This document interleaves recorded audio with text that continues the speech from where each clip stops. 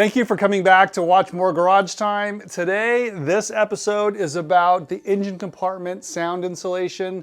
There's a whole kit that goes back here to really finish out the engine bay and quiet down the interior.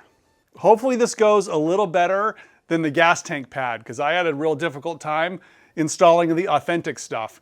And the stuff that's going in the engine bay is also the authentic stuff. So it's not as easy to work with as the more modern materials because it's vintage and it's tar and it's paper and it's kind of brittle and hard to work with. This piece right here is the original piece that came with the car, and I took this out many years ago. So this is the authentic stuff. It is a tar paper that's probably painted. It's multi-layer. It's got these little fingers here on the corners, and it follows the contour of the car, kind of goes like that in the car. That's why there's a big crease here. And there's a section here that's missing. This side is a little chewed up. I was driving one day and I started hearing something, and this piece had come loose and fell into the fan, and the fan kind of took a chunk out of it and maybe even ate this portion. I don't know what happened to that portion. You can see the back of it's got, looks like strings in it. It's really just thrown together stuff. Hey, my car is a 1964 356 SC, and it was made by Karmann. Karmann's the same company that made the Karmann Ghia. The sound insulation is slightly different. There's a few minor differences in the metal, which I've retained every authentic feature of the Karmann bodied cars that I can. So I'm not going to cut corners on the sound insulation. Okay, right on top of the old one is the new one. And you can see it has the same tar paper construction with the same layered components. So you can see how similar they are. And this is the section over here that is missing on my car. This is obviously very, very brittle and easy to break off. It's really just supported by a little bit right here and a little bit right here. So you can see how easy that would be to break off, which it did in my car. And then these little fingers will fold over. Now you got to be careful when you fold them because they don't really want to fold without a little bit of heat. So the installation of this is going to be a little tricky. You can see it's got the same backing as the original did, just a little bit more modern material, but you know, that's the best you can get today. Also, you can see here there are some holes where the nails go through. So we'll need to poke our own holes that correspond with the holes in the car. These are the side panels, also multi-layered. You can see the detail on that. I could try to reproduce this, but it's pretty difficult to get the exact same pattern that's in here and the texture. He's got it perfected, and there's no sense kind of reinventing the wheel. He's been doing this a long time and understands all the authentic materials for all the different cars. So this is a spendy proposition to go through and put all the authentic stuff back in. I think I've spent more on the sound insulation than I did on the entire paint job for my 911. My 911 was restored to kind of a race car level.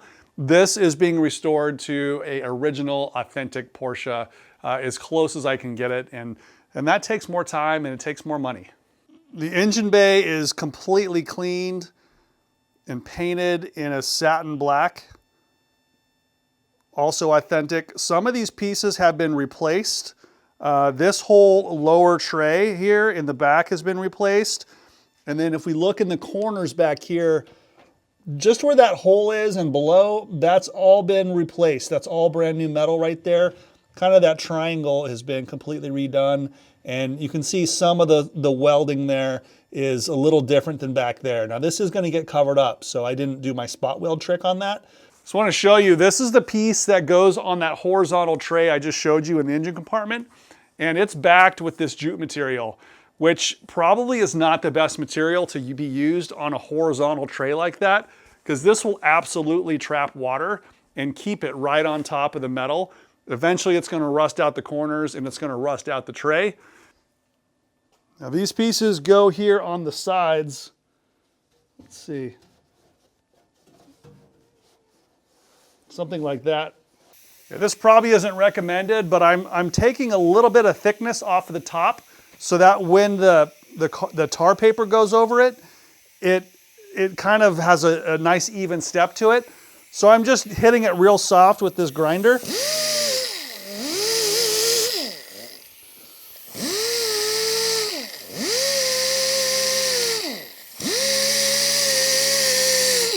It's just got a little bit of a taper. I tapered both sides. This piece here has to roll over that, so it's just a real subtle difference there. This is that section I'm trying to thin down a little bit because there's holes right here, and that's where it's going to get screwed down. So it fits nice and flush here on the bottom, but at the top, there's kind of a step right there, and there is a contour to the body, but it feels like if it's just a little bit thinner, it'll fit just a little bit better. So you can see that thickness there is just a little thinner than it is over here. This is the full thickness.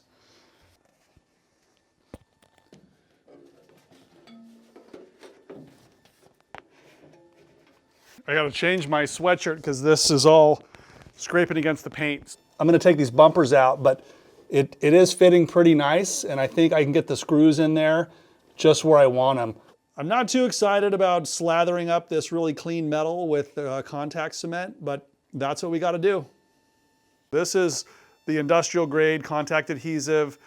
Not easy to get, you know, professional, industrial use only, not for use in occupied residential public buildings, may not be sold to consumers, not for sale in California. This was not easy to get, but this is the good stuff. It will withstand the temperatures in the engine bay.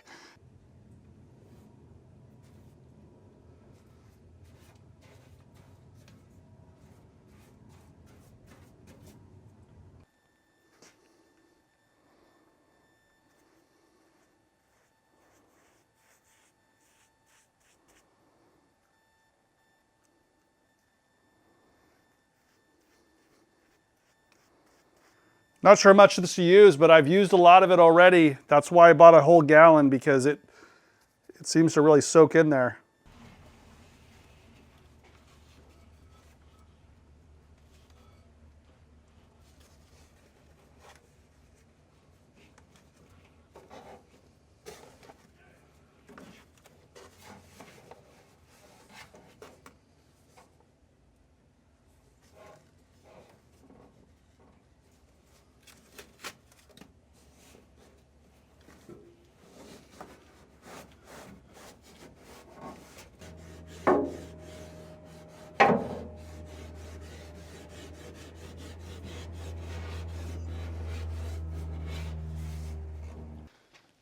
Yeah, that side's in there and it fits the contour really nice.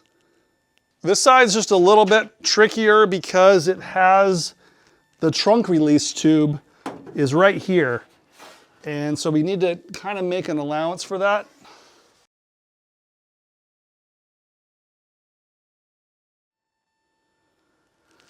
Goes all the way up to there.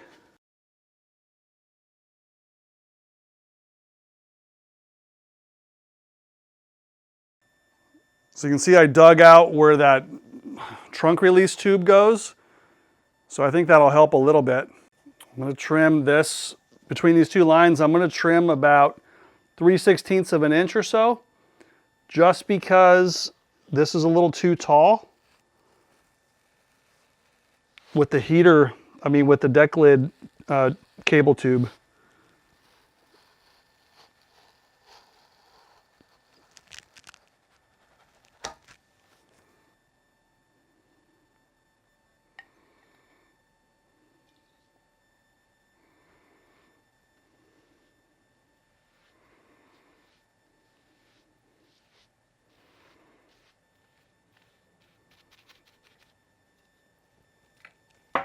The side is in and looking really good. Even with the cable tube, put a little notch in there and cleared the backside so it fits nice and tight. Really, really pretty happy with that. And then on this side, I just have the cardboard piece. It's actually tar paper, but it's just sitting in there, but it's coming up really nice to the side here. So even up here on the top, it follows the curve pretty well. Okay, I'm not going to screw in the side panels yet. I think those actually go in last. So I'm going to work on this piece here. This goes along the lower part of the firewall and it gets folded over. So I'm gonna have to heat this up. And also it has some wire harness tabs that have to be, that protrude through here. So I need to put some slits on that. This is the template that I've made and I've marked with a Sharpie where these wire harness tabs are. And also these tabs that hold the insulation in place are not symmetrical from left to right. So every car is a little different. This one here happens to be a little higher, which is why I adjusted some of this profile here. And I'm probably gonna have to adjust it a little bit more because this side is different than this side.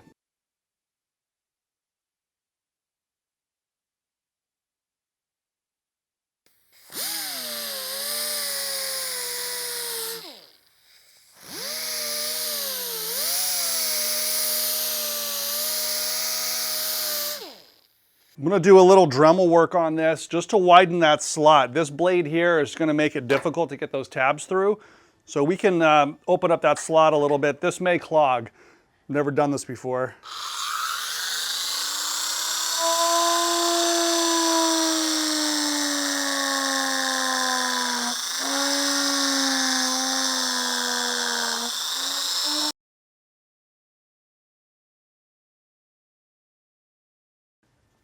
Yeah, that works, but it definitely, you know, fills up this carbide burr. I'll have to wire brush that. You know, on the back side, you need to cut away a little of this too, so it doesn't snag. I don't think the factory spent this much time with these little details like this on the back, but I think it'll make the installation easier, and I only have to do this once. Okay, here we are with the tabs protruding through, and it's sitting pretty well, except for right down here, this is pushing this side of the pad up, which is, you know, causing a wrinkle right here. So if I pull that out, everything sits flat. So basically, same thing, this tab here is welded a little too high, so, or the pad is, you know, trimmed a little too much material. So I'm gonna trim this off here. That's gonna make this whole thing fit better.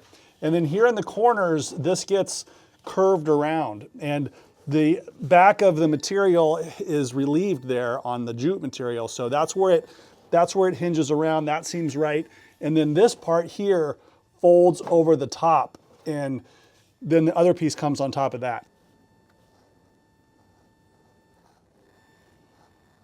The only thing I have to work on now is the part that folds over the top. I don't think the jute folds with it. It's going to be too difficult. So I need to cut the back of the jute off a little bit because it's standing a little too proud. This section right here is the jute material on the back side that needs to be removed so that this can fold over. Here's where those slots are, and it makes sense that that has to be removed at that height because that's where it folds over. And then these slits are probably going to need to be moved down because that's where it bends. So I'm going to trim the back side of the jute without cutting through the tar paper. So to do that, I have the adjustable knife sort of set so it's not going to protrude through.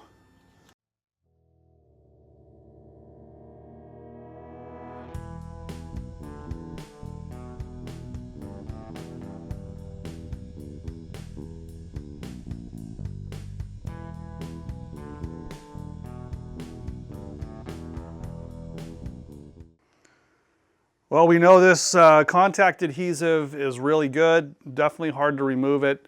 Once it's down, it's down. These are those little moons that I created for the electrical tabs to come through. So there's those three. The shelf is not this deep. In fact, it's only 0.8 inches deep. So it looks like this slit was just off by about, you know, an inch or so. So I'm going to re-slit the end and make sure this is no more than 0.8 so it can roll over the top of the flange in the car. This right here is the flange it has to roll over. So that dimension is 0.8. So we want it to roll over without running into the metal behind it. So more trimming.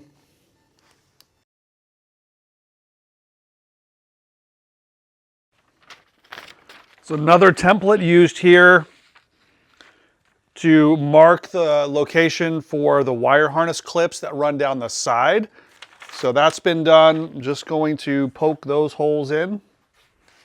Make sure I can see them. It's hard to mark onto the black.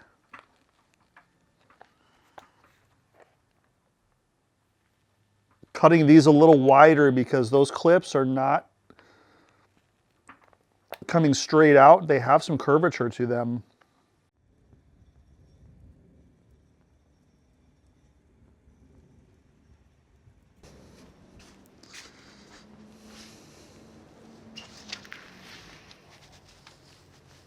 It's very warm. So much easier to deflect it when it's warm like this. So this is just pre-bending.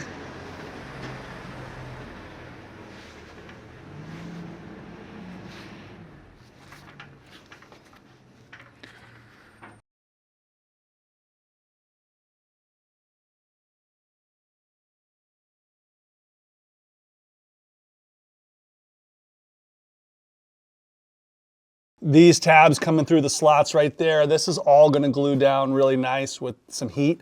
This top flange will glue down really well, fold right over, so this side's even easier. So ready to put some glue on it and get it done.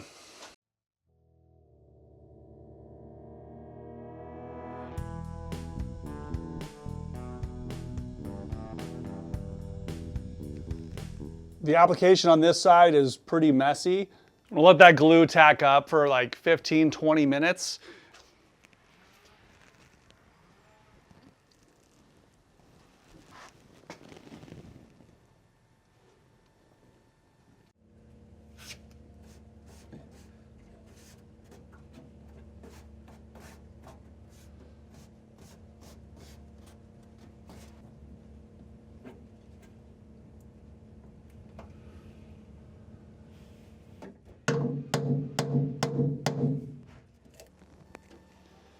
Yeah, that went pretty well as I could expect.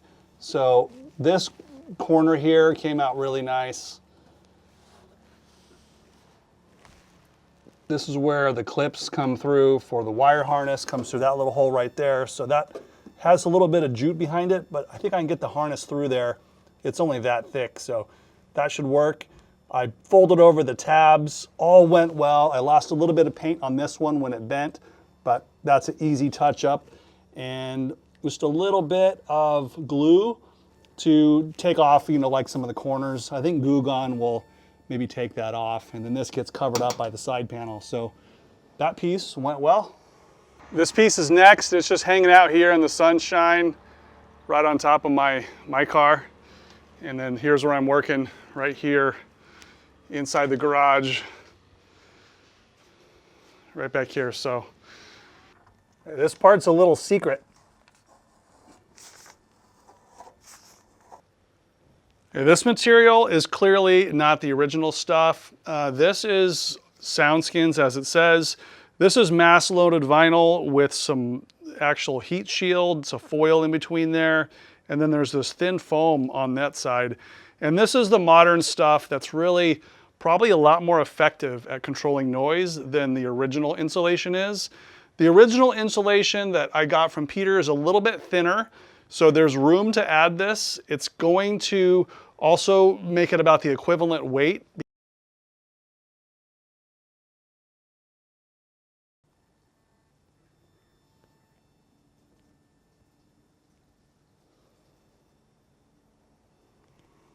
And then this is the real guy here. Let's see how it fits. I don't know how to get it in there.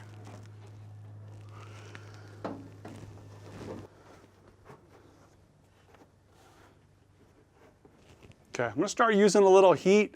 Even though it's been sitting outside, I wanna heat this corner and get it pushed into place.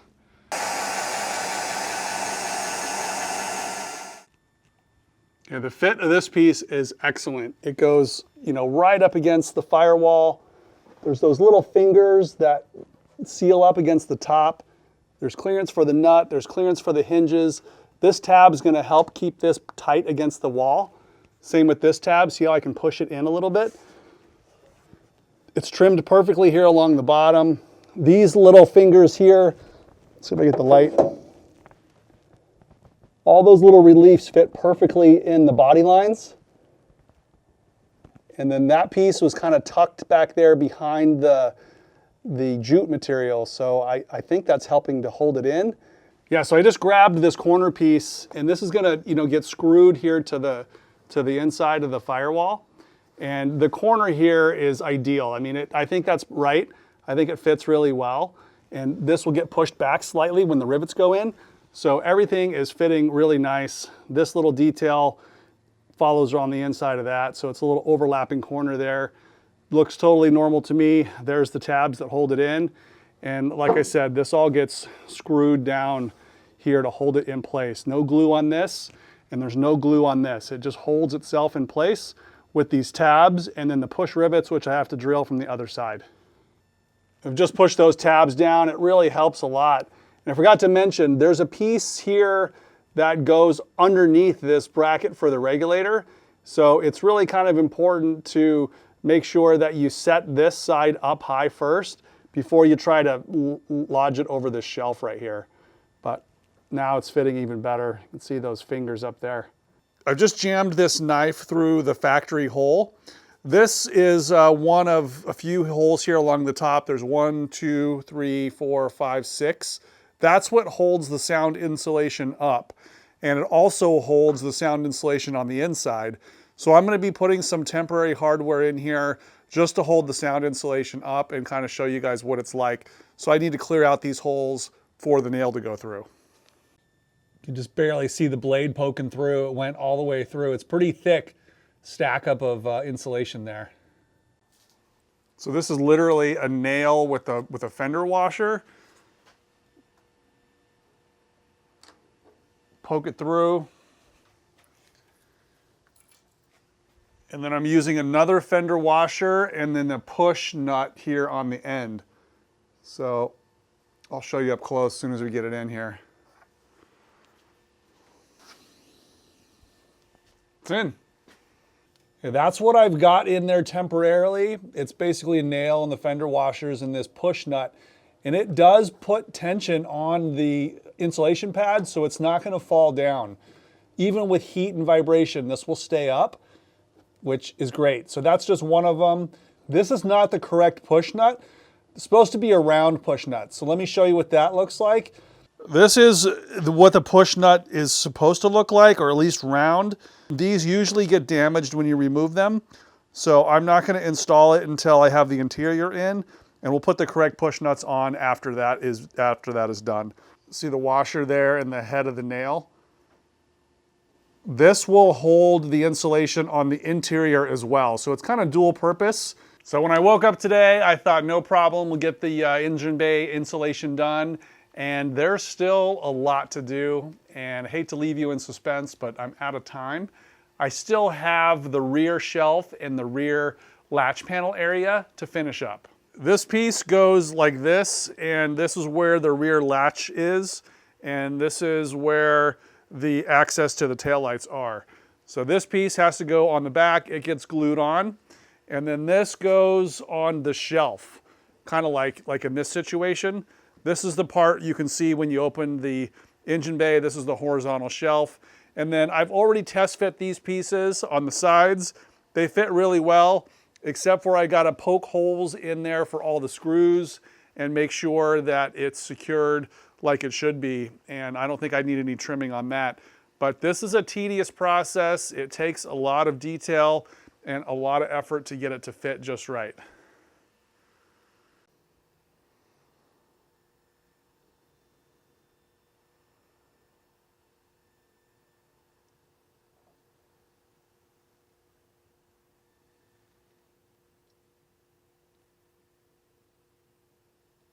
So stay tuned for part 2. There's also a lot more insulation to go underneath the car, right above the transaxle. There's a big insulation piece there.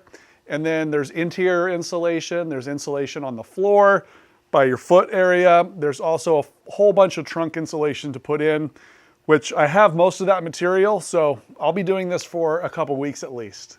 Thank you for watching and enjoy your holidays.